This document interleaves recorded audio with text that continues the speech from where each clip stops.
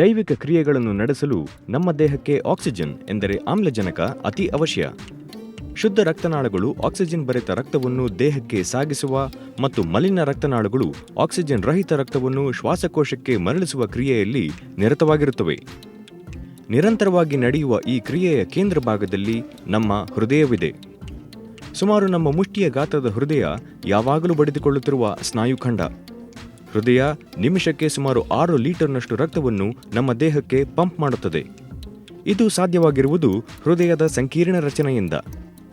ಹೃದಯವನ್ನು ಬಲಭಾಗ ಹಾಗೂ ಎಡಭಾಗ ಎಂದು 2 ಭಾಗಗಳನ್ನಾಗಿ ವಿಂಗಡಿಸಲಾಗಿದೆ. ಬಲ ಏಟ್ರಿಯಂ ಹಾಗೂ ವೆಂಟ್ರಿಕಲ್ನಿಂದ ಕೂಡಿದ ಬಲಭಾಗವು ಆಕ್ಸಿಜನ್ ರಹಿತ ರಕ್ತವನ್ನು ಆಕ್ಸಿಜನ್ ತರುವ ಸಲುವಾಗಿ ಶ್ವಾಸಕೋಶಕ್ಕೆ ಪಂಪ್ ಮಾಡುತ್ತದೆ.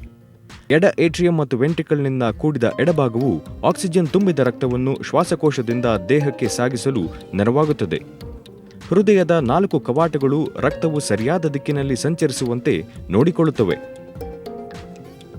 2 ಕವಾಟಗಳು ಬಲ ಹಾಗೂ ಎಡ ಏಟ್ರಿಯಂಗಳನ್ನು ಬಲ ಹಾಗೂ ಎಡ ವೆಂಟ್ರಿಕಲ್ಗಳಿಂದ ಬೇರ್ಪಡಿಸಿದರೆ, ಇನ್ನೆರಡು ಕವಾಟಗಳು ವೆಂಟ್ರಿಕಲ್ಗಳನ್ನು ಪಲ್ಮನರಿ ಆರ್ಟರಿ ಮತ್ತು ಅಯೋರ್ಟಾದಿಂದ ಬೇರ್ಪಡಿಸುತ್ತವೆ. ಆಕ್ಸಿಜನ್ ರಹಿತ ರಕ್ತ ದೇಹದಿಂದ ಶ್ವಾಸಕೋಶಕ್ಕೆ ಹಿಂತಿರುಗುವಾಗ ಬಲ ಏಟ್ರಿಯಂಗೆ ವಿನಕಾವದ ಮೂಲಕ ಸೇರುತ್ತದೆ. ಬಲ ಏಟ್ರಿಯಂ ಕುಗ್ಗಿದಾಗ ರಕ್ತವು ಕವಾಟದ ಮೂಲಕ ಬಲ ವೆಂಟ್ರಿಕಲ್ಗೆ ಸಂಚರಿಸುತ್ತದೆ. ಬಲ ವೆಂಟ್ರಿಕಲ್ ಕುಗ್ಗುವುದರ ಮೂಲಕ ರಕ್ತವನ್ನು ಪಲ್ಮನರಿ ಆರ್ಟರಿಗೆ ಸಾಗಿಸುತ್ತದೆ. ಪಲ್ಮನರಿ ಆರ್ಟರಿ ಶ್ವಾಸಕೋಶಕ್ಕೆ ಜೋಡಿಸಲ್ಪಟ್ಟಿರುವುದರಿಂದ ರಕ್ತವು ಶ್ವಾಸಕೋಶಕ್ಕೆ ಸಾಗಿಸಲ್ಪಡುತ್ತದೆ. ರಕ್ತ ಶ್ವಾಸಕೋಶದಿಂದ ಆಕ್ಸಿಜನ್ ಅನ್ನು ಪಡೆದುಕೊಂಡು ಪಲ್ಮನರಿ ವೇನ್ ಮೂಲಕ ಹೃದಯಕ್ಕೆ ಮರಳುತ್ತದೆ. ಹೀಗೆ ಎಡ ಏಟ್ರಿಯಂಗೆ ಬಂದ ಆಕ್ಸಿಜನ್ ಭರಿತ ರಕ್ತ ಅದು ಕುಗ್ಗಿದಾಗ ಎಡ ವೆಂಟ್ರಿಕಲ್ಗೆ ಹೋಗುತ್ತದೆ. ಎಡ ವೆಂಟ್ರಿಕಲ್ ಕುಗ್ಗಿದಾಗ ರಕ್ತವು ಕವಾಟದ ಮೂಲಕ ಅಯೋರ್ಟಾಗೆ ತಲುಪುತ್ತದೆ. ಅಯೋರ್ಟ ದೇಹದ ಉಳಿದ ಭಾಗಗಳಿಗೆ ಜೋಡಿಸಲ್ಪಟ್ಟಿರುವುದರಿಂದ ಶುದ್ಧ ರಕ್ತ ಎಲ್ಲಾ ಭಾಗಗಳಿಗೆ ತಲುಪುತ್ತದೆ. ಇಂತಹ ಚಟುವಟಿಕೆಯ ಸಲುವಾಗಿ ಹೃದಯಕ್ಕೂ ರಕ್ತದ ಅವಶ್ಯಕತೆ ಇರುವುದರಿಂದ ಹೃದಯ ಅಯೋರ್ಟಾದಿಂದ ಹೊರಟು ಹೃದಯವನ್ನು ಸುತ್ತುವರೆದಿರುವ ಕರನರಿ ಆರ್ಟರಿಗಳ ಮೂಲಕ ರಕ್ತವನ್ನು ಪಡೆಯುತ್ತದೆ. ಈ ಕರನರಿ ಆರ್ಟರಿಗಳಲ್ಲಿ ತಡೆ ಉಂಟಾದರೆ ಹೃದಯಕ್ಕೆ ರಕ್ತ ಸಂಚಾರ ನಿಂತು ಹೋಗಿ ಹೃದಯಾಘಾತ ಸಂಬಂಧಿ ಕಾಯಿಲೆಗಳು ಕಂಡುಬರುತ್ತವೆ. ಹಲವಾರು ವರ್ಷಗಳಿಂದ ದೇಶದ ವಿವಿಧ ಭಾಗಗಳಲ್ಲಿ ವೈದ್ಯಕೀಯ ಸೇವೆ ಸಲ್ಲಿಸುತ್ತಿರುವ ವೋಕಾರ್ಡ್ ಹಾಸ್ಪಿಟಲ್ಸ್ ಲಿಮಿಟೆಡ್ನ ಒಂದು ಅಂಗಸಂಸ್ಥೆಯಾದ ವೋಕಾರ್ಡ್ ಹಾಸ್ಪಿಟಲ್ ಅಂಡ್ ಹಾರ್ಟ್ ಇನ್ಸ್ಟಿಟ್ಯೂಟ್ 1989ರಲ್ಲಿ ಬೆಂಗಳೂರಿನಲ್ಲಿ ಸ್ಥಾಪಿಸಲ್ಪಟ್ಟಿತು. ಕನಿಂಗ್ಹ್ಯಾಮ್ ರಸ್ತೆಯಲ್ಲಿ ತಲೆ ಎತ್ತಿ ನಿಂತಿರುವ ಈ ಸುಸಜ್ಜಿತ ಆಸ್ಪತ್ರೆ ಈಗ ದೇಶದ ಪ್ರಮುಖ ಹೃದಯ ಚಿಕಿತ್ಸಾಲಯಗಳಲ್ಲಿ ಒಂದಾಗಿ ಬೆಳೆದು ನಿಂತಿದೆ. ಪ್ರತಿ ವರ್ಷ ಸುಮಾರು 1,000ಕ್ಕೂ ಹೆಚ್ಚು ಹೃದಯ ಚಿಕಿತ್ಸೆಗಳನ್ನು ಕೈಗೊಳ್ಳುವ ಈ ಆಸ್ಪತ್ರೆಯ ಯಶಸ್ಸಿಗೆ ಮುಖ್ಯ ಕಾರಣ ಇಲ್ಲಿ ಸೇವೆ ಸಲ್ಲಿಸುತ್ತಿರುವ ಅಂತಾರಾಷ್ಟ್ರೀಯ ಖ್ಯಾತಿ ಪಡೆದ ಅನೇಕ ಹೃದಯ ತಜ್ಞರು ಮತ್ತು ಆಸ್ಪತ್ರೆಯಲ್ಲಿನ ಅತ್ಯಾಧುನಿಕ ಚಿಕಿತ್ಸಾ ಪದ್ಧತಿ. ಆಧುನಿಕ ಯಂತ್ರೋಪಕರಣಗಳಿಂದ ಸುಸಜ್ಜಿತವಾಗಿರುವ ಈ ಆಸ್ಪತ್ರೆಯಲ್ಲಿ ಪ್ರತಿಯೊಬ್ಬ ರೋಗಿಯನ್ನು ವಿಶೇಷ ಕಾಳಜಿಯಿಂದ ನೋಡಿಕೊಳ್ಳಲಾಗುತ್ತದೆ. ಹಲವಾರು ರಾಷ್ಟ್ರೀಯ ಮತ್ತು ಅಂತಾರಾಷ್ಟ್ರೀಯ ವಿಮಾ ಕಂಪನಿಗಳೊಂದಿಗೆ ಸಹಯೋಗ ಹೊಂದಿರುವ ವೋಕಾರ್ಡ್ ಜಗತ್ತಿನ ಕೆಲವು ಪ್ರಮುಖ ಹೃದಯ ಚಿಕಿತ್ಸಾಲಯಗಳ ಜೊತೆ ಕೈಗೂಡಿಸಿ ಕೆಲಸ ಮಾಡುತ್ತಿದೆ. ಹೃದಯ ಸಮಸ್ಯೆಯಿಂದ ಬಳಲುತ್ತಿರುವ ರೋಗಿಗಳಿಗೆ ತಂತ್ರಜ್ಞಾನ ಹಾಗೂ ತಜ್ಞ ವೈದ್ಯರ ಸಹಾಯದಿಂದ ಹಿತಕರ ವಾತಾವರಣದಲ್ಲಿ ರೋಗಿಯನ್ನು ಗೌರವಿಸುತ್ತಾ ಚಿಕಿತ್ಸೆಯನ್ನು ನೀಡಿ ರೋಗಿಯ ರೋಗವನ್ನು ಗುಣಪಡಿಸಿ ಅವನ ಜೀವನವನ್ನು ಸುಧಾರಿಸುವುದು ಎನ್ನುವುದು ವೋಕಾರ್ಡ್ ಹಾಸ್ಪಿಟಲ್ನ ಮುಖ್ಯ ಧ್ಯೇಯ. ಬೆಂಗಳೂರಿನ ವೋಕಾರ್ಡ್ ಹಾಸ್ಪಿಟಲ್ ಮತ್ತು ಹಾರ್ಟ್ ಇನ್ಸ್ಟಿಟ್ಯೂಟ್ನಲ್ಲಿ ಹೃದಯ ತಜ್ಞರಾಗಿ ಕಾರ್ಯನಿರ್ವಹಿಸುತ್ತಿರುವ ಡಾಕ್ಟರ್ ಪಿ ರಂಗನಾಥ್ ನಾಯಕ್ ಗಮನಾರ್ಹ ಸಾಧನೆ ಮಾಡಿದ್ದಾರೆ. ಇಂಟರ್ವೆನ್ಷನಲ್ ಕಾರ್ಡಿಯಾಲಜಿ ಎನ್ನುವ ವಿಷಯದಲ್ಲಿ ಆಸ್ಟ್ರೇಲಿಯಾ ಹಾಗೂ ಫ್ರಾನ್ಸ್ನಲ್ಲಿ ತರಬೇತಿ ಪಡೆದ ಹಿರಿಮೆ ಡಾಕ್ಟರ್ ನಾಯಕ್ ಅವರದು. ನಮಸ್ಕಾರ. ಈಗ ನಾವು ಡೈಲಿ ನೋಡಿದ್ರೆ ನಮಗೆ ಡೈಲಿ ಲೈಫ್ನ ನೋಡಿದ್ರೆ ಹೃದಯ ರೋಗಗಳು ಬಹಳ ಕಾಮನ್ ಆಗಿಬಿಟ್ಟಿದ್ದೇವೆ. ಏನಾಗಿದ್ರೆ ಈ ಡೈಲಿ ನಾವು ಕೇಳ್ತಾ ಇರ್ತೇವೆ, ಒಬ್ಬರು ಕೊಲೀಗು ಇಲ್ಲದ್ರೆ ಫ್ರೆಂಡು ಇಲ್ಲದ್ರೆ ಫ್ಯಾಮಿಲಿ ಮೆಂಬರಿಗೆ ಸಡನ್ನಾಗಿ ಹಾರ್ಟ್ ಅಟ್ಯಾಕ್ ಆಗಿತ್ತು, ಅಲ್ಲಿ ಹಾಸ್ಪಿಟ್ಲಲ್ಲಿ ಅಡ್ಮಿಟ್ ಮಾಡಿದ್ದಾರೆ, ಈ ಥರ ಕಾಯಿಲೆ ಆಗಿದೆ, ಹಾರ್ಟ್ ಅಟ್ಯಾಕ್ ಆಗಿತ್ತು, ಮದ್ದು ಕೊಟ್ಟರು, ಆಂಜಿಯೋಪ್ಲಾಸ್ಟಿ ಮಾಡಿದರು, ಬೈಪಾಸ್ ಮಾಡಿದ್ರು ಅಂತ ಕೇಳ್ತಾ ಇರ್ತೇವೆ. Most common causes because of stress ಎಲ್ಲ ಆಗಿಬಿಟ್ಟು ಹೃದಯ ಪ್ರಾಬ್ಲಮ್ಸ್ ಬೇರೆ ಬೇರೆ ಥರ ಕಾಯಿಲೆ ಬರ್ಬೋದು. ಓಕೆ, ಇದು ಫುಲ್ ಹಾರ್ಟು, ಅದರಲ್ಲಿ ರಕ್ತನಾಳ ಕಾಣುತ್ತೆ. ಇದು outside surface of the heart, ಇದು ರಕ್ತನಾಳ ಕಾಣುತ್ತೆ. ಅದು ಓಪನ್ ಮಾಡಿದರೆ ಆ್ಯಕ್ಚುಲಿ ಸೆಕ್ಷನ್ ಥರ ಮಾಡಿದರೆ ನಮ್ಗೆ ಕಾಣುತ್ತೆ ಹಾರ್ಟ್ ಮಸಲ್ಲು. ಮತ್ತು ಇಲ್ಲಿ ಕಾಣಿದ್ರೆ ಇದು ವ್ಯಾಲ್ವ್ಸು 1 2 3 4 ವ್ಯಾಲ್ವ್ಸಾಗಿ ಕಾಣ್ತಾ ಇದೆ. ಇಲ್ಲಿಂದ ಕಾಣ್ತಾ ಇದೆ. ಸೊ ವ್ಯಾಲ್ವ್ಸು ಅದರಲ್ಲಿ ಹಾರ್ಟ್ ಅಟ್ಯಾಕ್ ಆದರೆ ಮಸಲ್ ಎಫೆಕ್ಟ್ ಆಗುತ್ತೆ. ಹಾರ್ಟ್ ವ್ಯಾಲ್ವ್ ಎಫೆಕ್ಟ್ ಆದರೆ ವ್ಯಾಲ್ವ್ ಲೀಕೇಜ್ ಆಗ್ಬೋದು, ವ್ಯಾಲ್ವ್ ಟೈಟ್ ಆಗ್ಬೋದು, ಇಲ್ಲ ರಕ್ತನಾಳ ನಿಮ್ಗೆ ಕಾಣುತ್ತೆ, ಅದು ಬ್ಲಾಕ್ ಆದರೆ ಹಾರ್ಟ್ ಅಟ್ಯಾಕ್ ಬರುತ್ತೆ. ಹಾರ್ಟ್ ಅಟ್ಯಾಕ್ ಅಂದರೆ ಏನಾಗುತ್ತೆ? ಹಾರ್ಟ್ ಅಟ್ಯಾಕ್ ಅಂದರೆ ಏನು? ಈ ರಕ್ತನಾಳ ಬ್ಲಾಕ್ ಆಗಿಬಿಟ್ರೆ ಏನಾದ್ರು ನಿಮ್ಗೆ ಕಾಣುತ್ತೆ ಅಲ್ಲ, ರಕ್ತನಾಳ ಬ್ಲಾಕ್ ಆಗಿಬಿಟ್ರೆ ಇಲ್ಲಿ ಮಸಲ್ ಸ್ವಲ್ಪ ಡ್ಯಾಮೇಜ್ ಆಗುತ್ತೆ. ಮಸಲ್ ಡ್ಯಾಮೇಜ್ ಆಗುವಾಗ ಇಮ್ಮಿಡಿಯೇಟ್ಲಿ ಹೋಗ್ಬೋದು, ಅಷ್ಟು ಸೀರಿಯಸ್ ಆಗ್ಬೋದು. Depending upon the severity of the heart attack there can be ಏನು ಹೇಳ್ತಾರೆ ಸಡನ್ ಡೆತ್ ಅಂತ ಸಹ ಆಗ್ಬೋದು, some percentage of it. That's why ಅದಕ್ಕೆ ಪ್ರಿಕಾಷನ್ಸ್ ತೆಗಿಬೇಕು. ಮೇನ್ಲಿ ಸ್ವಲ್ಪ ಮೇಲ್ಸ್ನಲ್ಲಿ ಸ್ವಲ್ಪ more common then females up to particular age. ಆಮೇಲೆ ಆಫ್ಟರ್ 65 to 70 ಈಕ್ವಲೈಸ್ ಆಗುತ್ತೆ. 5 ಕಾರಣ ಇದೆ. ಒಂದು ಫ್ಯಾಮಿಲಿ ಅಂದರೆ ನಿಮ್ಮ ಫ್ಯಾಮಿಲಿ ಯಾರಿಗಾದರೂ ಹಾರ್ಟ್ ತೊಂದರೆ ಇದೆ. ಸೆಕೆಂಡು ನಿಮ್ಗೆ ಸಕ್ಕರೆ ಕಾಯಿಲೆ ಇದೆ, ಸಕ್ಕರೆ ಕಾಯಿಲೆ ಆದರೂ ಡಯಾಬಿಟಿಸ್ ಮೆಲಿಟನ್ಸ್ ಹೇಳ್ತೇವೆ, ಅದಿದ್ದರೆ. Hypertension or blood pressure ಇದೆ, that's number 3 cause. Number 4 cause ಏನಾದರೂ ನಿಮಗೆ ಜಿಡ್ಡೆ ಪದಾರ್ಥ ಅದೇ ಆ ಥರ ಇದೆ, that's other very important. Another very very important cause which is preventable is smoking. ಅದಕ್ಕೆ ಏನು ಮಾಡಬೇಕಂದ್ರೆ ಈ ರೆಗ್ಯುಲರಾಗಿ ಟೆಸ್ಟ್ ಮಾಡಿಸ್ತಾ ಇರಬೇಕಾಗುತ್ತೆ. ಯಾರು ಬೈ ಚಾನ್ಸ್ ನಿಮ್ಮ ಫಸ್ಟ್ ಆ್ಯಂಡ್ ಫಾರ್ಮೋಸ್ಟ್ ನಿಮ್ಮ ಫ್ಯಾಮಿಲಿ ಹಿಸ್ಟ್ರಿ ಇದ್ದರೆ, ಅವ್ರ ಡಯಾಬಿಟಿಸ್ ಹಿಸ್ಟ್ರಿ ಇದೆ, ಬ್ಲಡ್ ಪ್ರೆಷರ್ ಇದ್ದರೆ ರೆಗ್ಯುಲರಾಗಿ once in 2 years at least blood pressure check ಮಾಡಿಸ್ಬೇಕು. ಶುಗರ್ ಇದ್ದರೆ at least once a year sugar check ಮಾಡಿಸ್ತಾ ಇರಬೇಕಾಗತ್ತೆ. ಮೋಸ್ಟ್ ಕಾಮನ್ ಸಿಂಪ್ಟಮ್ ಎದೆನೋವು ಬರೋದು. ಎದೆನೋವು ಬರೋದು ನಮ್ಮ ಎದೆ ಸೆಂಟ್ರ್ನಲ್ಲಿ ಬರುತ್ತೆ, ಅದ್ರ ಜೊತೆ ಬೆವರು ಬರುತ್ತೆ, ಒಂದ್ಸರಿ ವಾಂತಿ ಬರುತ್ತೆ. ಆವಾಗ ಒಂದೊಂದು ಈವನ್ ಸಡನ್ನಾಗಿ ಕೊಲಾಪ್ಸ್ ಆಗ್ಬೋದು. ಅದು ಯಾವಾಗ ಅದು ನಿಮಗೆ ಸೆಂಟ್ರ್ ಚೆಸ್ಟ್ನಲ್ಲಿ ಪೇಯ್ನ್ ಬರೋಕ್ಕೆ ಸ್ಟಾರ್ಟ್ ಆದರೆ, ಇಲ್ಲದಿದ್ದರೆ ವಾಕಿಂಗ್ ಮಾಡುವಾಗ ನೀವು ನಿಧಾನವಾಗಿ ನಾರ್ಮಲಾಗಿ ಏನು ತೊಂದರೆ ಬರುತ್ತೆ, ಸಡನ್ನಾಗಿ ದಮ್ ಥರ ಬರುತ್ತೆ, ಅದು ಗ್ಯಾಸ್ ಥರ ಬರುತ್ತೆ ಓಡಾಡುವಾಗ, ಆವಾಗ ಇಮಿಡಿಯೇಟ್ಲಿ ನೀವು ಡಾಕ್ಟ್ರಿಗೆ ಕನ್ಸಲ್ಟ್ ಮಾಡಬೇಕು. It's very very important. ಯಾಕೆಂದರೆ those are the initial manifestations of heart attack. ಎಷ್ಟು ಬೇಗ ಹಾಸ್ಪಿಟ್ಲ್ ಹೋಗ್ತಾರೋ ಅಷ್ಟು ಜಾಸ್ತಿ ನಿಮ್ಗೆ ಬೆನಿಫಿಟ್ ಸಿಗುತ್ತೆ. So it's very important that ಏನಾದರೂ ನಿಮ್ಗೆ ಡಿಫ್ರೆಂಟ್ ಸಿಂಪ್ಟಮ್ಸ್ ಸ್ಟಾರ್ಟ್ ಆದರೆ ಇಮಿಡಿಯೇಟ್ಲಿ ಡಾಕ್ಟ್ರ್ ಹತ್ರ ಹೋಗಬೇಕು. ಎಸ್ಪೆಷಲಿ ನಿಮ್ಗೆ ರಿಸ್ಕ್ ಫ್ಯಾಕ್ಟರ್ಸ್ ಇದೆ, ನಿಮ್ಗೆ ನೀವು ಸ್ಮೋಕಿಂಗ್ ಇದ್ದರೆ, ನಿಮ್ಗೆ ಸಕ್ಕರೆ ಕಾಯಿಲೆ ಇದ್ದರೆ, ಬ್ಲಡ್ ಪ್ರೆಷರ್ ಕಾಯಿಲೆ ಇದ್ದರೆ, ಆ ಗ್ಯಾಸ್ ಥರ ಫೀಲಿಂಗ್ ಬಂದರೆ, ವಾಕಿಂಗ್ ಮಾಡುವಾಗ ಇಲ್ಲದ್ರೆ ಮೆಟ್ಲು ಹತ್ತುವಾಗ ಸ್ವಲ್ಪ ತೊಂದರೆ ಬಂದರೆ ಇಮಿಡಿಯೇಟ್ಲಿ ಡಾಕ್ಟ್ರ್ ಹತ್ರ ಹೋಗಬೇಕು. That's very very important. ಮತ್ತು ಯಾವುದು ಫಸ್ಟ್ ಏಡ್ ಕೊಡ್ಬೋದಂದರೆ ಇಮಿಡಿಯೇಟ್ಲಿ ಹೆದೆನೋವು ಬಂದರೆ ಈ most important thing is hospital ಹೋಗಿ. ಯಾಕೆಂದರೆ ರೋಡ್ನಲ್ಲಿ ಏನಾದರೂ ಆದರೆ ಏನು ಮಾಡೋಕ್ಕಾಗಲ್ಲ. ಯಾಕೆಂದರೆ within few minutes if heart pump ಆಗುವಾಗ, ಹಾರ್ಟ್ ಇಸ್ ಬೇಸಿಕ್ಲಿ ಒಂದು ಪಂಪು, ಅದು ಪಂಪಿಗೆ ಸ್ಟಾಪ್ ಆಗಿಬಿಟ್ರೆ 3 minutes ಒಳಗೆ ಕಂಪ್ಲೀಟ್ ಸರ್ಕ್ಯುಲೇಷನ್ ಸ್ಟಾಪ್ ಆಗಿಬಿಟ್ಟು ಬ್ರೈನ್ ಡೆಡ್ ಆಗುತ್ತೆ. ಆಮೇಲೆ ಏನು ಮಾಡ್ಕೊಂಡು ಏನು ಉಪಯೋಗ ಇಲ್ಲ.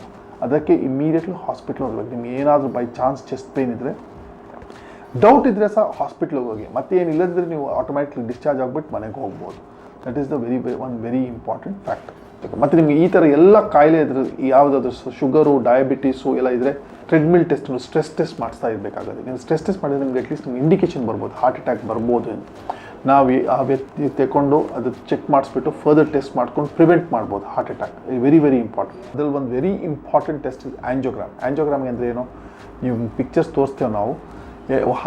ಹಾರ್ಟ್ ಒಳಗಡೆ ಬೇರೆ ಬೇರೆ ರಕ್ತನಾಳ ಇದೆ, ಅದಕ್ಕೆ ಒಂದು ಟ್ಯೂಬ್ ಹಾಕ್ಕೊಂಡು ಒಂದು ಕಾಂಟ್ರಾಸ್ಟ್ ಅಂತ ಒಂದು ಫಾರ್ ಸ್ಪೆಷಲ್ ಥರ ಮದ್ದು ಕೊಟ್ಬಿಟ್ಟು ಅದು ಫಿಲ್ಮ್ನಲ್ಲಿ ರೆಕಾರ್ಡ್ ಮಾಡ್ತಾ ಇದ್ದೀವಿ. ಅದರಲ್ಲಿ ನಮ್ಗೆ ಗೊತ್ತಾಗುತ್ತೆ ಹಾರ್ಟ್ ಅಟ್ಯಾಕ್ ಆಗಿದೆಯಾ, ಅದ್ರಲ್ಲಿ ರಕ್ತನಾಳದಲ್ಲಿ ಬ್ಲಾಕ್ ಇದೆಯಾ, ಬ್ಲಾಕ್ ಇದ್ದರೆ ಎಷ್ಟು ಥರ ಯಾವ ಥರ ಬ್ಲಾಕ್ ಇದೆ, ಎಷ್ಟು ಬ್ಲಾಕ್ ಇದೆ, ಅವ್ರ ಕ್ರಿಟಿಕ್ಯಾಲಿಟಿ ಎಲ್ಲ ಗೊತ್ತಾಗುತ್ತೆ. ಇಲ್ಲಿ ಅಂದರೆ ಒಕಾರ್ಡ್ ಹಾಸ್ಪಿಟ್ಲಿಗೆ ಅಡ್ಮಿಟ್ ಆದೆ. ಇಲ್ಲಿ ಡಾಕ್ಟರ್ ರಂಗನಾಥ್ ನಾಯ್ಕು ಇಮಿಡಿಯೇಟ್ ಆಗಿ ಪರ್ಸನಲ್ ಅಟೆನ್ಷನ್ ಕೊಟ್ಟು ನನ್ನನ್ನು ಅಟೆಂಡ್ ಮಾಡಿದರು. ಮತ್ತು ನಿನ್ನೆ ಎಂಜಿಯೋಗ್ರಾಮ್ ಮಾಡಿಸಿ ಕಂಪ್ಲೀಟ್ ಮಾಡಿದ್ದಾರೆ. ಅದರ ಕೆಲವು ಫಾರ್ಮ್ಯಾಲಿಟೀಸ್ ಎಲ್ಲ ಉಂಟಂತ ಹೇಳಿದರು, ಅದೆಲ್ಲ ಆಯಿತು. ಇವತ್ತು ನಾನು ಸ್ವಲ್ಪ ಬೆಟ್ರಾಗಿ ಇದ್ದೇನೆ. ಇನ್ನು ಮುಂದಕ್ಕೆ ಅದರಲ್ಲಿ ಕೂಡ ಸ್ವಲ್ಪ ಆರ್ಟರೀಸ್ ಬ್ಲಾಕ್ ಆಗಿದೆ ಎಂದು 2-3 ಪ್ಲೇಸ್ನಲ್ಲಿ. ಆದುದರಿಂದ ನಾಳೆ ಸರ್ಜರಿ ಮಾಡಬೇಕಂತೇಳಿ ಅವರು ಶಿಫಾರಸು ಮಾಡಿದ್ದಾರೆ. ಆ್ಯಂಜಿಯೋಪ್ಲಾಸ್ಟಿ ಅಂದರೆ ರಕ್ತನಾಳದಲ್ಲಿ ಸ್ವಲ್ಪ ಬ್ಲಾಕ್ ಇದೆ, ಅದರಲ್ಲಿ ಒಂದು ಬೆಲೂನ್ ಹಾಕಿಬಿಟ್ಟು ಓಪನ್ ಮಾಡಿಬಿಟ್ಟು ಅದು ರಕ್ತ ಫ್ಲೋ ಸ್ವಲ್ಪ ಜಾಸ್ತಿ ಮಾಡ್ತೇವೆ. ಕೊರೊನರಿ ನಾಳದಲ್ಲಿ ಉಂಟಾಗುವ ತಡೆಯನ್ನು ನಿವಾರಿಸಲು ಬೆಲೂನ್ ಆಂಜಿಯೋಪ್ಲಾಸ್ಟಿ ಎನ್ನುವ ವಿಧಾನವನ್ನು ಅನುಸರಿಸಲಾಗುತ್ತದೆ.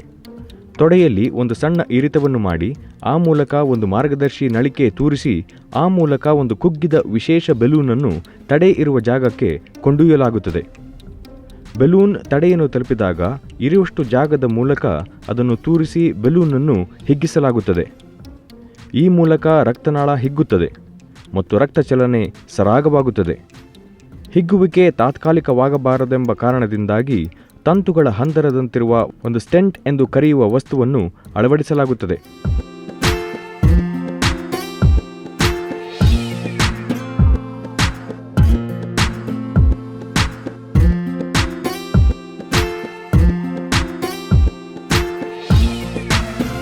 ಹಾರ್ಟ್ ಅಟ್ಯಾಕ್ ಯಾವ ಏಜಿನಲ್ಲಿ ಸಹ ಬರ್ಬೋದು. ಇದಕ್ಕೆ ಯಂಗೆಸ್ಟ್ ನಾವು ನೋಡಿದ್ದೇವೆ heart attack about 20 years old, oldest ನಾವು 95 ಇಯರ್ಸ್ ತನಕ ನೋಡಿದ್ದೇವೆ. ಸೊ ಹಾರ್ಟ್ ಅಟ್ಯಾಕ್ ಯಾವ ಏಜಿಗೆ ಎಕ್ಸ್ಕ್ಲೂಡ್ ಮಾಡಲ್ಲ. So but commonly seen in the age group of about 45 to 75 to 80 years old. ಆದರೆ ಈ ನಮ್ಮ ದೇಶದಲ್ಲಿ ಸಕ್ಕರೆ ಕಾಯಿಲೆ ಜಾಸ್ತಿ, ಸ್ಮೋಕಿಂಗ್ ಜಾಸ್ತಿ, ಸ್ವಲ್ಪ younger individuals are also heart attack ಆಗಿ ಬರ್ತಾ ಇದ್ದಾರೆ. ಹಾರ್ಟ್ ಅಟ್ಯಾಕ್ ಒಂದ್ಸರಿ ಬಂದ ಮೇಲೆ it is a treatment of the disease. Prevention is much cheaper than cure. ಯಾವುದಾದ್ರೂ ನಿಮ್ಗೆ ಇದು ಒಂದು ರಿಸ್ಕ್ ಫ್ಯಾಕ್ಟರ್ ಇದ್ದರೆ ನೀವು ಇಂಪಾರ್ಟೆಂಟ್. ಸೊ ಶುಗರ್ ಇದ್ದರೆ ಶುಗರ್ ಚೆನ್ನಾಗಿ ಕಂಟ್ರೋಲ್ ಮಾಡಬೇಕು, ಅದು very very important. Under advice of doctor regular ಆಗಿ ಮೆಡಿಸಿನ್ ತಗೊಂಡು ಬ್ಲಡ್ ಪ್ರೆಷರು ಕರೆಕ್ಟಾಗಿ ಕಂಟ್ರೋಲ್ ಇರಬೇಕು. 120 to 130/80 ಇರಬೇಕಾಗತ್ತೆ. ಶುಗರ್ ಇದ್ದರೆ ಶುಗರ್ ಕಂಟ್ರೋಲ್ ಮಾಡಬೇಕು. ಫಾಸ್ಟಿಂಗ್ ಶುಗರ್ 110 to 120 ಇರಬೇಕು. ಪೋಸ್ಟ್ ಪ್ರ್ಯಾಂಡಿಯಲ್ ಇದ್ದರೆ ಆಫ್ಟರ್ ಫುಡ್ಡು ಮ್ಯಾಕ್ಸಿಮಮ್ 160 ಇರಬೇಕು. ಮತ್ತು ಇನ್ನೊಂದು ವೆರಿ ಇಂಪಾರ್ಟೆಂಟ್ ಥಿಂಗ್ ಅಂದರೆ ಸ್ಮೋಕಿಂಗ್ ಇದ್ದರೆ ಕಂಪ್ಲೀಟ್ ಸ್ಮೋಕಿಂಗ್, ಈವನ್ ನಾರ್ಮಲ್ ನಿಮ್ಗೆ ಬೇರೆ ತೊಂದರೆ ಇಲ್ಲ, ಸ್ಮೋಕಿಂಗ್ ಸ್ಟಾಪ್ ಮಾಡಿ. ಸ್ಮೋಕಿಂಗ್ನಲ್ಲಿ ಹಾರ್ಟ್ನಲ್ಲಿ ತೊಂದರೆ ಬರುತ್ತೆ, ಲಂಗ್ಸ್ನಲ್ಲಿ ತೊಂದರೆ ಬರುತ್ತೆ, ಕ್ಯಾನ್ಸರ್ ಕಾಸಸ್ ಜಾಸ್ತಿ, ಎಲ್ಲ ಜಾಸ್ತಿ ಆಗುತ್ತೆ. ಅದಕ್ಕೆ so you have to be very careful. Next very important thing ಇದೆ regular exercise. Even 4 to 5 times a week about 40 to 45 minutes exercise ಮಾಡಿದರೆ ಇಟ್ ಬೆನಿಫಿಟ್ಸ್. ನಿಮ್ಮ ಶುಗರ್ ಇದ್ದರೆ ಶುಗರ್ ಕಮ್ಮಿ ಆಗುತ್ತೆ, ಬ್ಲಡ್ ಪ್ರೆಷರ್ ಇದ್ದರೆ ಬ್ಲಡ್ ಪ್ರೆಷರ್ ಕಮ್ಮಿ ಆಗುತ್ತೆ. ಇದು ಪ್ಲಸ್ ನಿಮ್ಗೆ ಕೊಲೆಸ್ಟ್ರಾಲ್ ಇದ್ದರೆ ಕೊಲೆಸ್ಟ್ರಾಲ್ ಕಮ್ಮಿ ಆಗುತ್ತೆ. ಕೊಲೆಸ್ಟ್ರಾಲ್ ಇದ್ದರೆ first and foremost diet is most important, exercise, ಮತ್ತು ಫೈನಲಿ ಇನ್ನೂ ಜಾಸ್ತಿ ಇದ್ದರೆ ಮೆಡಿಸಿನ್ಸ್ ತಗೊಳ್ತಾ ಇರಬೇಕಾಗತ್ತೆ.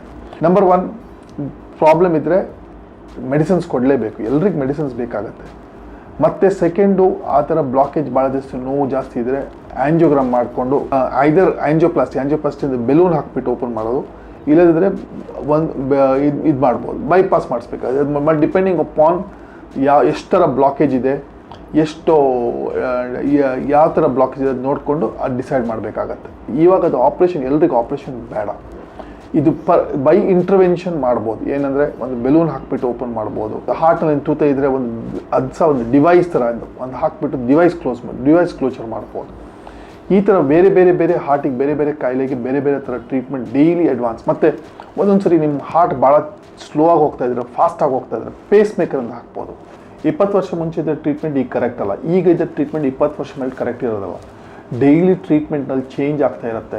ನಮ್ಗೆ ಡೈಲಿ ಅಡ್ವೈಸ್ ಬರುತ್ತೆ, ಬೇರೆ ಬೇರೆ ಸೊಸೈಟೀಸು, ಬೇರೆ ಬೇರೆ ಆರ್ಗನೈಸೇಷನ್ಸ್ ಗೈಡ್ಲೈನ್ಸ್ ಇಶ್ಯೂ ಮಾಡ್ತಾ ಇರ್ತಾರೆ. ಸೊ ಅದು ಅಪ್ಡೇಟ್ ಮಾಡಿಕೊಂಡು ಪೇಷಂಟಿಗೆ ಬೆಸ್ಟ್ ಏನದು ಕೊಡ್ಬೋದು. ಹಾರ್ಟ್ ಡಿಸೀಸ್ ಯಾರಿಗೆ ಸ್ಪೇರ್ ಮಾಡಲ್ಲ.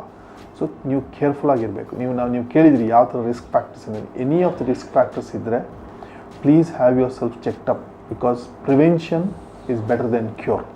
ಸೊ ಯಾವಾಗಾದ್ರೂ ನಿಮ್ಮ ಸಿಂಪ್ಟಮ್ಸ್ ಇದ್ದರೆ, ಇಲ್ಲದ ಯಾವ ರಿಸ್ಕ್ ಫ್ಯಾಕ್ಟರ್ ಇದ್ದರೆ, report to your family doctor and get at least once in 2 years to once in 3 years regular checkup ಮಾಡಿಕೊಂಡು after the age of 40 definitely ಒಂದು ಕಂಪ್ಲೀಟ್ ಚೆಕಪ್ ಮಾಡಿಸ್ಕೊಂಡು ಎಲ್ಲ ಸರಿಯಾಗಿದ್ದರೆ ಅಟ್ಲೀಸ್ಟ್ ಒನ್ಸ್ ಇನ್ 5 years.